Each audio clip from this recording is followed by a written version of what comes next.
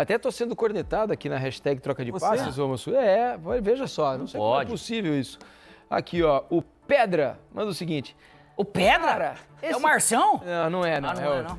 Cara, esse cara que comanda o programa é um dos piores. Olha a M que ele fala. Ó. Deve ser torcedor de algum time que não está no Mundial. Tem razão. Nem tá longe, por sinal.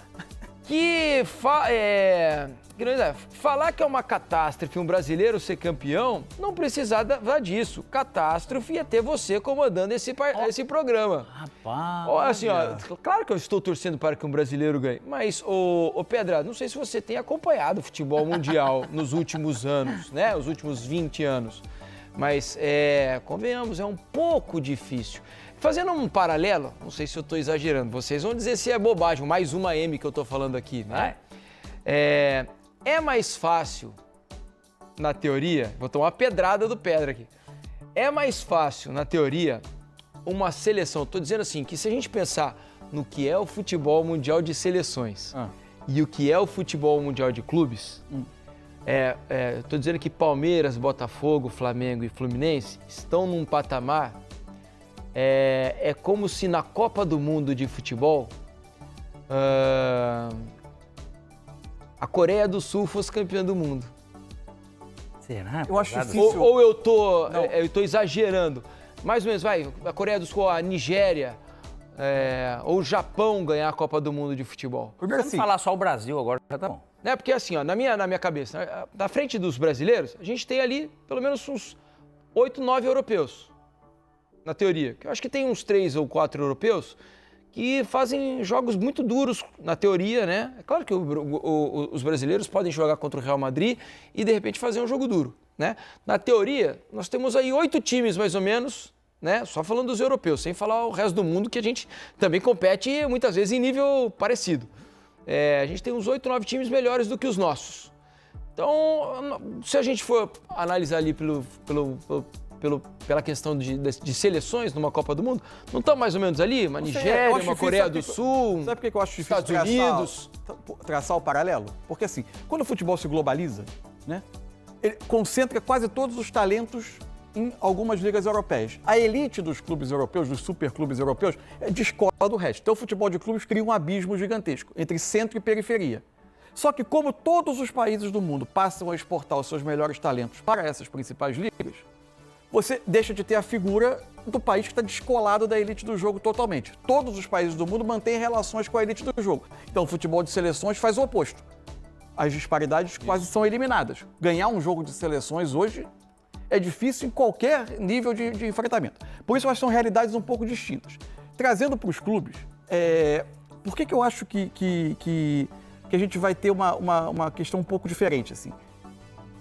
É diferente você chegar no fim do ano, onde os nossos clubes enfrentam o fim da temporada, enfrentando um europeu que está no auge da sua capacidade de competir, Sim. e agora você leva para um torneio em que é o fim da temporada, a temporada acabou para os europeus, você vai ter jogos no meio desse período, as temperaturas bastante altas.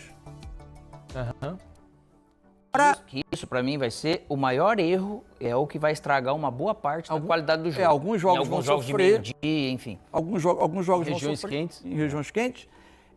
Tem essa disparidade e esse aspecto inacessível que o futebol de clubes europeus gerou em relação ao resto do mundo faz com que os confrontos contra esses times eles sejam muito desejados pelos outros países. A gente não sabe como vai ser o olhar dos europeus para esse campeonato. Por isso que eu falo que tem muita coisa de imponderável nesse campeonato que pode acontecer. Porque é todo um ambiente, é todo um terreno onde a gente nunca pisou.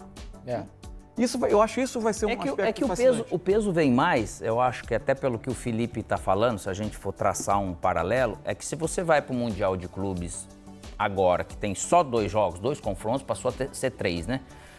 2 confrontos, ele é muito mais provável, ou mais possível, você às vezes vencer um jogo de uma grande potência europeia do que você correr o risco de você pegar um exemplo. 3 ou 4 Botafogo. Precisar atropelar os caras você em vai- sequência. Isso daí. Então, é algo que você vai ter que jogar num nível absurdo contra mais E equipes veja de que mais mesmo alto no nível. torneio mundial, no formato em que está hoje, em que você enfrenta apenas um europeu, os brasileiros já não têm conseguido ter sucesso. É natural, porque É, é o melhor desde- europeu, né? Desde o Corinthians de 2012. Então, veja que não é fácil. na realidade do futebol Eu não tô, atual- aqui, ó, e aqui eu não tenho nenhum interesse em menosprezar os times brasileiros.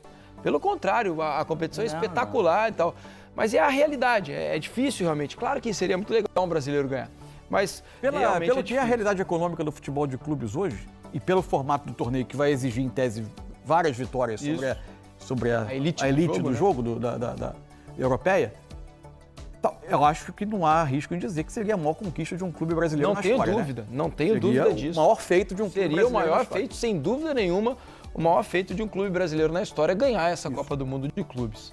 No fim das contas, torcer a gente vai, mas entender o tamanho do desafio é fundamental. Não é pessimismo, é realidade. E se algum clube brasileiro conseguir levantar esse troféu, vai ser histórico, vai ser épico, o maior feito do futebol nacional em décadas. E você, acredita que dá para encarar os gigantes da Europa de igual para igual? Deixa sua opinião nos comentários, se inscreve no canal e ativa o sininho, porque aqui a gente fala a verdade. Doa a quem doer.